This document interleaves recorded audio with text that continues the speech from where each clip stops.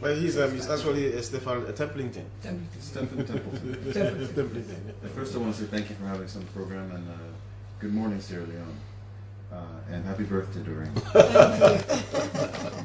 So I would like to clarify a few points, if I may, and I really want to firstly open up the discussion by saying we're very thankful to be back here in Sierra Leone.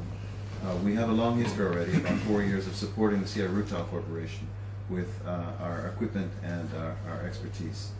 I first came to this country in 2009 after to assist them in remedying some problems that they had on site. We have not yet addressed, it's only now that we're addressing the public sector needs for the development of a environmentally sustainable and responsible dredging industry, which doesn't exist here in Sierra Leone. I would like to put this in the context of public safety and public security. The point of the matter is that the building construction now is using sand from the sea, from the beaches. This has two detrimental and negative effects on the development of Sierra Leone. First of all, it promotes coastal erosion. When you take sand from beaches, you promote the erosion of wave action, and you basically undermine the territorial integrity of the nation. Most countries ban this. However, here in Sierra Leone, because of historical reasons, the legislation is not yet caught up with the best practice standards of most of the rest of the world, and I may say most of the rest of West Africa as well. In most countries, mining, taking sand from the beaches is illegal. There are a couple of reasons for that. First of all, because it undermines the territorial integrity of the nation. Secondly, the rounded grains of sand on the beaches, because it's been pounded by waves for millennia, and the salt content of that sand, when it's used in construction, causes substandard building security. I just heard of another building collapse. What is it? Just yesterday, and our dear friend from Leone just happened to drive past a building collapsing. This is a very frequent event here in Sierra Leone, and it shouldn't be happening. The reason it's happening is that there's a lack of supply of sharp river sand.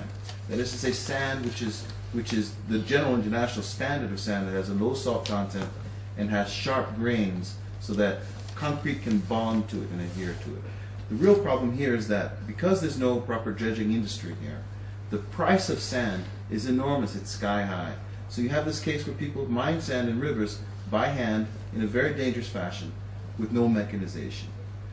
I run the Underwater Professionals, which is the operations arm of IMS Dredge, which is a division of Liquid Waste Technologies, which is a division of Ellicott Dredge, which is a division of Baltimore Dredge Enterprises, which is finally owned by Markel Financial Ventures, which is a publicly traded company on the New York Stock Exchange. Okay. We are the largest dredge manufacturers in the Americas, bar none. However, we have our dredging systems in over 55 countries of the world. About a third of the countries in the world have our dredging systems from one of our shipyards, either Ellicott or IMS or Idrico from Holland. These all belong to our group.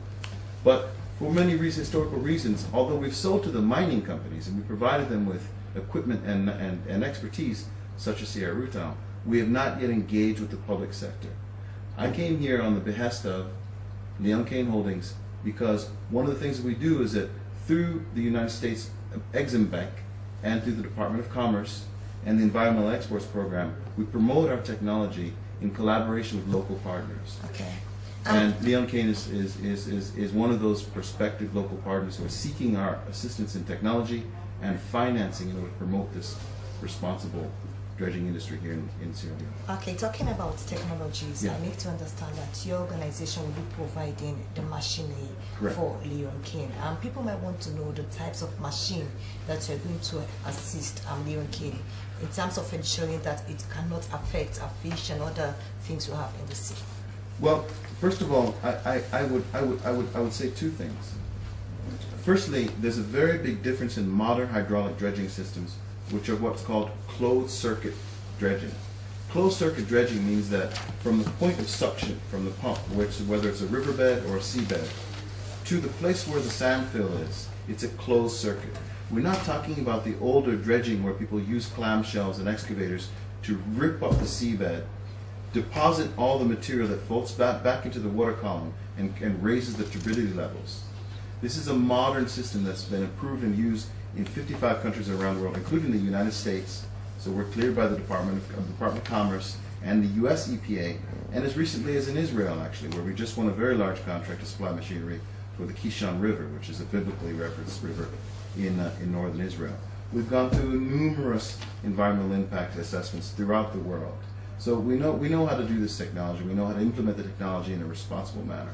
But it's a first. We're here in Sierra Leone for the But first time.